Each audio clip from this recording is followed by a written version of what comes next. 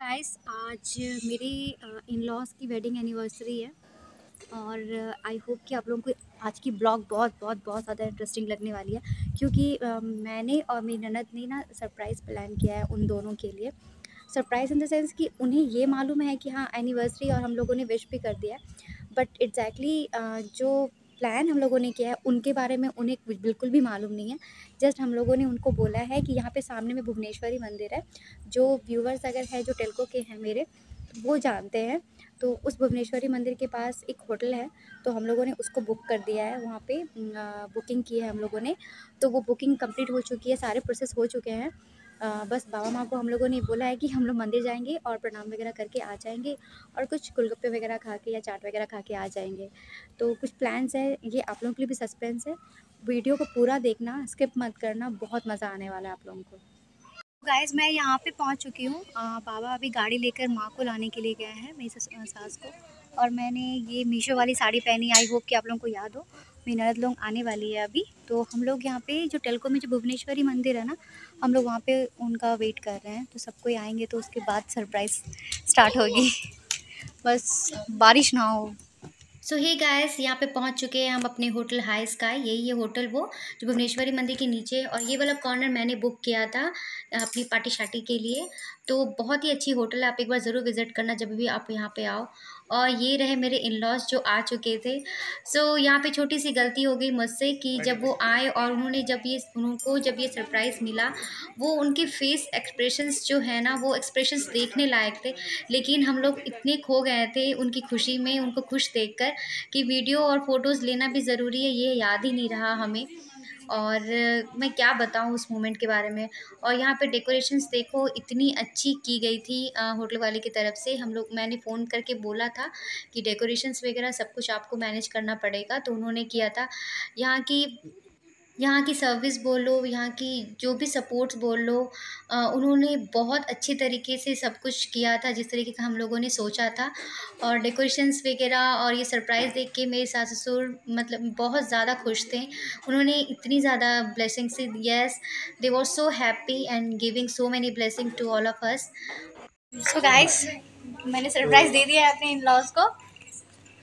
कुछ बोलिए, कैसा लग रहा है? कैसा लग रहा है? अब तुम लोग को प्लानिंग नहीं, आप बताइए कैसा लग रहा है? अच्छा लग रहा है। कितना साल हो गया बाबा? 77 से 77 से। आज सोचो कंप्लीट हो। तो यहाँ पे बच्चों के लिए थोड़ी सी स्नैक्स मंगवाई गई थी और उसके बाद आ गई हमारी केक कटिंग की बारी। सो यहाँ पे मेरे ननद के हस्बैंड गोविंद जी यहाँ पे केक, यहाँ पे सब बाबा माँ के सामने रख रहे थे। सच बताऊँ तो मैं चॉकलेट केक रखना चाहती थी क्योंकि ताशु को, यानी मेरे ननद के बड़े बेटे को बहुत पसंद है चॉकलेट फ्लेवर। लेकिन यहाँ पे मैंने अपनी पसंद के फ्लेवर ऐड कर दी।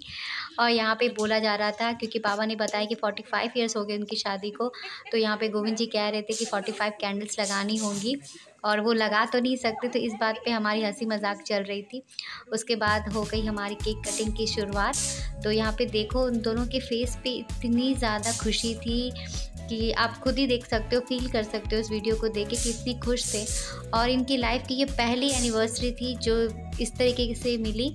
तो फाइनली उनके फीलिंग्स और उनकी हैप्पीनेस को देख के मेरी और मेरी ननद की जो प्लान थी वो सक्सेस हो गई। और इस प्लान को सक्सेस बनाने में गोविंद जी यानी मेरे नंदोई और मेरे जेठ जी का भी बहुत बड़ा हाथ है। तो उन लोगों के सपोर्ट की वजह से ये शाम इतनी ज़्यादा अच्छी हो पाई। सच बताऊँ तो इस टाइम पे लग रहा था ना कि दुनिया की सारी खुशियाँ बस उस कॉर्नर में जहाँ हम बैठे थे, हमारी पूरी फैमिली बैठी थी, बस लग रही थी कि सारी दुनिया की खुशियाँ हमारे पास आ गई है।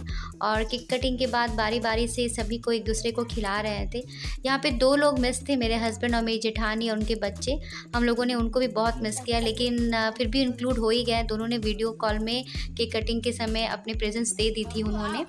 सो बारी बारी करते करते सब कोई अपने केक्स को खा रहे हैं। मैं ज़रूर कहूँगी ये कि आप लोग भी पूरी कोशिश करें अपने इन लॉज, अपने मम्मी पापा को छोटी छोटी सरप्राइजेस देने की, क्योंकि लाइफ में उतार चढ़ाव, खुशी और गम आते रहती है, लेकिन छोटी छोटी खुशियों को जोड़कर जब हम बहुत बड़ी सी खुशी के रूप में अपने बड़ों के सामने प्रेजेंट करते हैं ना, तो उनकी सारी थकान, उनकी सारी तकलीफ़ें, दुख, सब कुछ ना एक साइड हो जाता है और ज़िंदगी बहुत आसान लगने लगती है। तो अपनी फैमिली के साथ ज़रूर क्वालिटी टाइम स्पेंड करें। इस तरीके का जभी भी आप लोगों को मौका मिले, एनिवर्सरी, बर्थडे, कुछ भी, तो अपने फैमिलीज़ के साथ ज़रूर सेलिब्रेट करें। ये बहुत बहुत बहुत अच्छी फीलिंग्स देती है आप लोगों को। और यहाँ पे छोटी सरप्राइज़ ये थी कि मेरे जेठ जी का आने का बिल्कुल भी कोई प्लान नहीं था, क्योंकि उनके बैक में इतनी पेन थी कि भैया चल तक नहीं पा रहे थे, लेकिन फिर भी उन्होंने बहुत कोशिश की आने को और वो आए। ये भी सरप्राइज़ था क्योंकि तब तक मुझे और मेरी ननद को पता नहीं था कि वो आएंगे, लेकिन वो भी आए क्योंकि उनको भी पता है कि फैमिली के साथ टाइम स्पेंड करना ये हमेशा नहीं हो पाता है।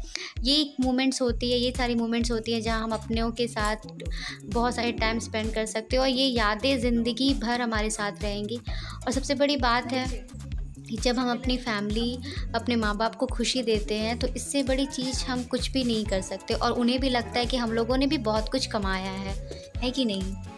सो केक कटिंग के बाद यहाँ पे स्टार्टर में स्प्रिंग रोल और पनीर पकौड़ा और ये सारी चीज़ें आई थी। तो इसे खाने के बाद यहाँ पे गिफ्ट अनबॉक्सिंग होना शुरू हो गई। तो यहाँ पे जो भी गिफ्ट्स मिले बाबा को, माँ को, वो सारे अनबॉक्स कर रहे थे। ये शॉल आप देख रहे हो, मेरे नंदोई गए हुए थे कश्मीर, तो उन्होंने वहाँ से लेकर आए थे उनके लिए।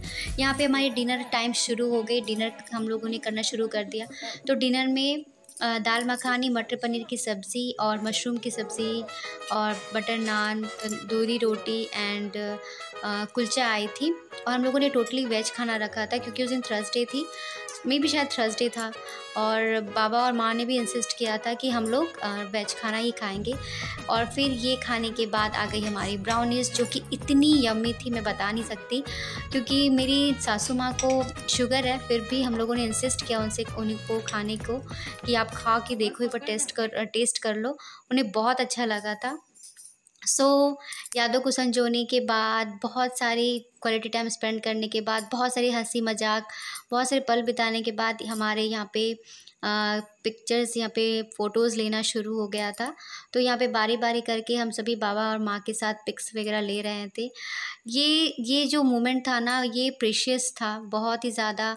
मतलब ये कोई भी बता नहीं सकते। इस वक्त जो भी मेरे फैमिली मेम्बर इस वीडियो को देख रहे हैं, वो सभी कोई फील कर सकते हैं कि उस टाइम पे हमारी खुशी का कोई ठिकाना नहीं था और बहुत अच्छा लग रहा था।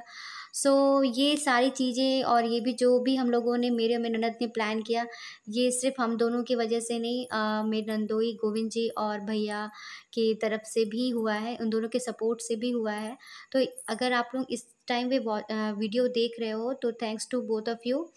और चलो, अच्छा लगा, सबका सपोर्ट की वजह से हम लोगों ने इतनी अच्छी शाम बिताई। आप भी अपनी ज़िंदगी में ये कोशिशें करो ताकि जो आप अपने माँ बाप को दोगे, रिटर्न में आपको भी फ्यूचर में वो मिलेगा।